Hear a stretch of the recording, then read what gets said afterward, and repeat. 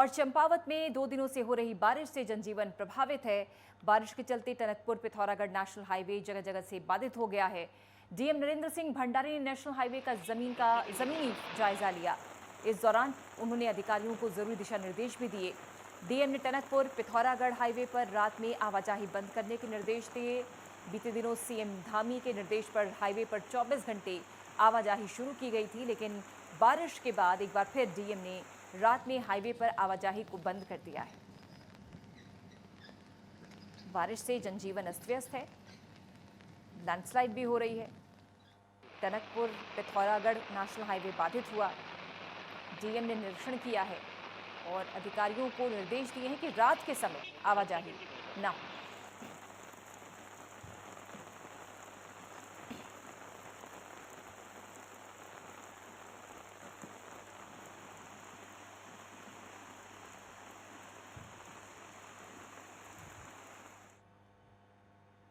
बद्रीनाथ धाम में नाराज चल रहे तीर्थ पुरोहितों को उत्तराखंड सरकार ने मास्टर प्लान के कार्य के चलते बड़ी सौगात दी है। बद्रीनाथ धाम में तीर्थ पुरोहितों के आवास हटा दिए गए हैं। इसके बाद तीर्थ पुरोहित समाज काफी नाराज हो चुका था, लेकिन सरकार ने इस पूरे मामले को गंभीरता से लेते हुए बद्रीनाथ धाम में तीर्थ पुरोहितों के आवास को बनाने के लिए भूमि पूजन कर जल्द से जल्द आवास निर्माण करने का आश्वासन दिया। मंदिर के पास तीर्थ पुरोहितों के लिए नए आशियाने बनाए जाएंगे।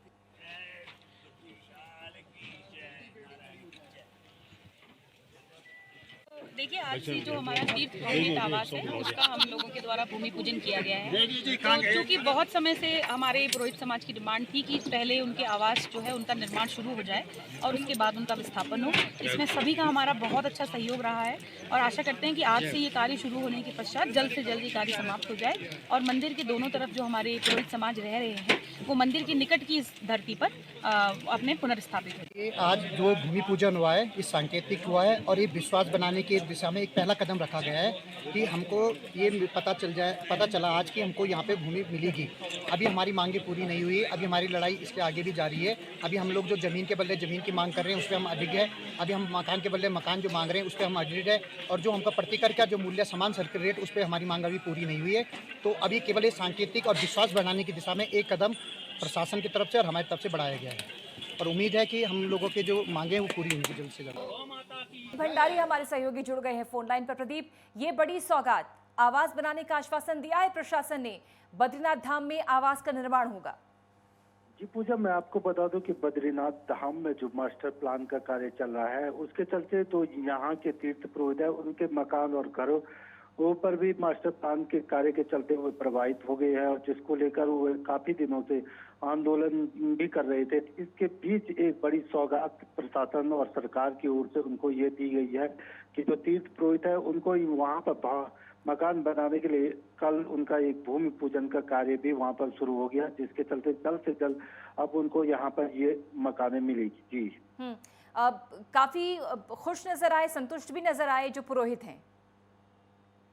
जी मैं आपको बता दूं कि जो बद्रीनाथ धाम है वहाँ पर मास्टर प्लान का जो कार्य चल रहा है उसी के चलते इनके घर और जो दुकानें थी वो प्रभावित हुई थी और उसको लेकर अब प्रशासन की ओर से एक कदम उठाया गया है और इनको एक आवास यहाँ पर रहने को मिलेगा, क्योंकि बद्रीनाथ धाम में अधिकांश जो तीर्थ पुरोहित है वो उनका 6 महीने वो यहीं पर रहते हैं और अपने कार्य में धार्मिक कार्यों में जुटे रहते हैं, जिसके लिए ये एक अहम कार्य भी है और इसी को लेकर एक प्रशासन की ओर से और सौगात उनको की गई है।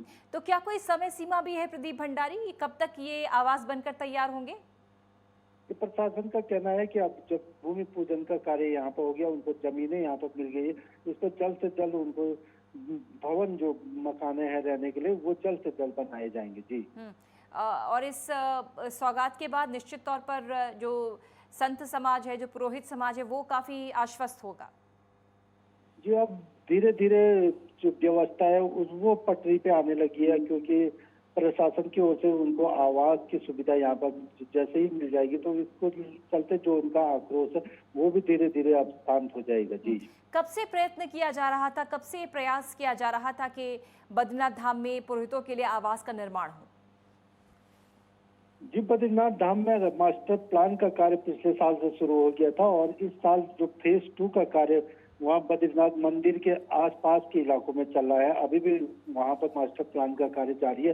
इसी के चलते जो तीर्थ पुरोहितों के जो भवन थे या जो मकाने थे वो प्रभावित हुए थे, जिसको लेकर तीर्थ पुरोहित काफी दिनों से नाराज चल रहे थे और अब जाके प्रशासन ने एक कदम उठाते हुए उनको वहाँ पर रहने के लिए जो व्यवस्था की है वो अब जल्द से जल्द जब बन जाएगा तो उससे तीर्थ पुरोहितों को जो दिक्कतें हो रही थी रहने रोने की वो अब दूर हो जाएगी। शुक्रिया आपका प्रदीप भंडारी इस खबर पर जानकारी देने के लिए।